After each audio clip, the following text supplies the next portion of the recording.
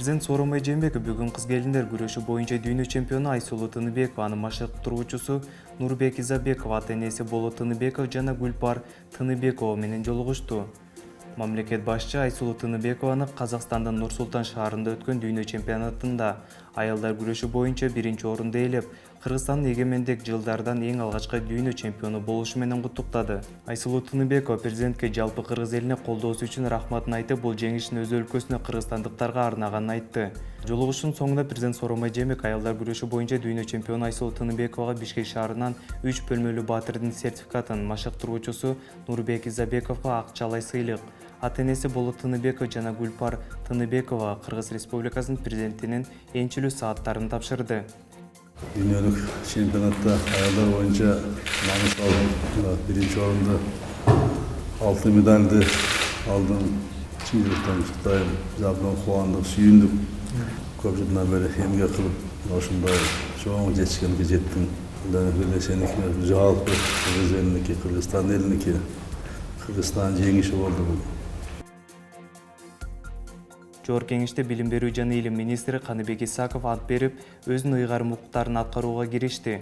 Ант берүү аземине президент Сооронбай Жээнбеков катышты. Ал жаңы өкмөт бүчөсүн ант берүү аземи менен куттуктоо менен бирге ага чоң жоопкерчилик тагылып жатканын эске салды. Ал министрди берген антын так аткарып, мамлекеттин жана жалпы элдин кызыкчылыгы үчүн иштөөгө чакырды.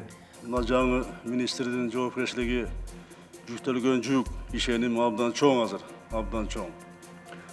Билесиздер, бул кишинин билим берүү тармагындагы тажрыйбасы абдан мол. Буга чейин иштеген жерлеринде ийгиликтерди, жетишкендиктерди менен иштеп келди. Мен ойлойм, элибизге, жерибизге чын дили менен иштеп берет деп. Эми билим берүү тармагы бул улуттун, өлкөнүн келечеги. Биз бир гана билим менен өзүбүздүн жаркын келечекти жылабыз. Жогорку кеңештин төрагасынын орун басары Аида Касымалиева жалпы депутаттардын атынан жаңыдан дайындалган өкмөт мүчөсүн ант берүү аземи менен куттуктап, анын ишине ийгиликтерди каалады. Бишкекте 4-эл аралык Евразия жумалыгы форуму старт алды. Форумдун ачылыш аземине Кыргызстан премьер-министри Мухаммедкалый Абылгазиев, Евразия экономикалык комиссиясынын төрагасы Тигран Саркисян катышты. Форумга катышып жаткан премьер-министр Мухаммедкалый Абылгазиев Евразия экономикалык биримдигине мүчө мамлекеттердин ортосундагы тоскоолдуктарды атады.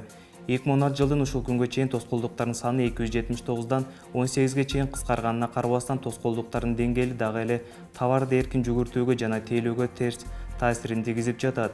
Мен ушул жерден өзүбүздүн ички рынокту коргоо менен биз ЭЭП өлкөлөрүнүн өндүрүүчүлөрүнүн кызыкчылыгы үчүн глобалдуу ойлонуу керектигин өзгөчө белгилегим келет.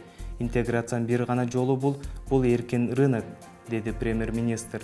Өкмөт башы белгилегендей, бүгүн Евразия экономикалык биримдик дүйнөлүк экономикада маанилүү роль ойногон мамлекеттер аралык өзгөчө орган болуп саналат. Анын айтымында, кыргыз товарлардын 80%-ын коштоочу документтердин топтому болгон шартта Евразия экономикалык биримдик рынокторуна эркин келип түшөт. Форумдун иши 3 күнгө уланат. Ал эми 4-күнү бийлик өкүлдөрү, ишкерлер, ЭЭПтин активдүү жаштары бир аянтчага чогулуп, экономикалык интеграция жана бизнес кызматташтык маселелерин талкуулашат.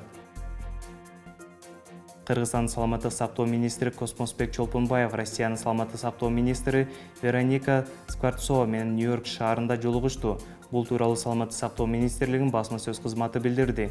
Жолугушуу буунун башкы ассамблеясынын 74-сессиясынын алкагында өткөн. Жолугушуу маалында министрлер эки өлкөнүн саламаттык сактоо тармагында кызматташуусу тууралуу сөз кылып, Кыргызстан менен Россиянын саламаттык сактоо министрликтеринин ортосундагы саламаттык сактоо жана медицина тармагында кызматташуу боюнча макулдашуусун жаңылоону макулдашышкан. Чолпонбаев россиялык кесиптешине кайрылып, эмгек мигранттарына жана алардын үй-бүлө мүчөлөрүнө медициналык кызматтарды жеткиликтүү кылуу маселесин, ошондой эле кургак-учук жана ВИЧ инфекциясына жуктуруп алгандарды дарылоо маселесин карап чыгууну суранган. Бүгүн Ош шаарында жаңы Ош-Анжан унаа каттамы ачылды.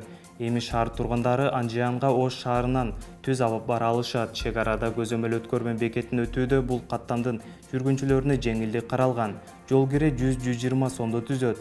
Ош шаарынан Анжанга каттаган 777 номердеги кичи автобустар Ош унаа бекетинен ар бир 20 мүнөт сайын жүрүп турат. Ошондой эле кичи автобустар ушул эле каттам менен Анжандан Ошко каттап турат. Сууда сүзүү боюнча Кыргызстан курамасы Индияда өтүп жаткан Азия биринчилигинде ийгилик көрсөтүштү. Бул тууралуу аталган спорт федерациясынан билдиришти. Турнир Индиянын Бангалор шаарында өтүп жатат. Ага Азия континентиндеги 35 өлкөнүн спортчулары катышууда. Белдештин алгачкы күнүндө кыргызстандык спортчулар 2 күмүш жана 1 коло медаль багындырышты. Сууда 100 метр аралыкта сүзүүнүн брас түрү боюнча Денис Петрашев күмүш байгеге татыды. Ал эми Елизавета Рогожникова 50 метр аралыкка далы менен сүзүп, күмүш медальды утуп алды. Анын убактысы 30,2 секунд болуп, Кыргызстандын рекордун жаңылады. Рогожникова 200 метр аралыкта комплекстүү сүзүүдө 3-орунга илинген. 29 сентябрда түнкүсүн кээ бир райондордо, күндүз Чүй, Талас облустарынын көпчүлүк аймактарында, Ош, Жалал-Абад, Баткен, Ысык-Көл, Нарын облустарынын кээ бир райондорунда жаан жаап, тоолуу райондордо кар жаашы күтүлөт. 30 сентябрда көпчүлүк аймактарда мезгил менен жаан жаап, Чүй, Жалал-Абад облустарынын тоо этектеринде, Ысык-Көл жана Нарын облустарынын дыйканчылык аймактарында жаан карга айланышы мүмкүн. Тоолуу райондордо кар жаашы күтүлөт. Чүй, Талас, Жалал-Абад облустарынын кээ бир райондорунда жана Ысык-Көл облусунун чыгышында катуу жаан-чачын жаашы күтүлөт. Батыштан соккон шамал ылдамдыгы секундасына 4-9 метрден, айрым жерлерде 17-22 метрге жетиши ыктымал. 1-2 октябрларда түнкүсүн Чүй, Жалал-Абад облустарынын тоо этектериндеги кээ бир райондорунда, Талас, Ысык-Көл облустарынын дыйканчылык аймактарында, Нарын облусунун дыйканчылык аймактарында үшүк жүрүшү күтүлөт.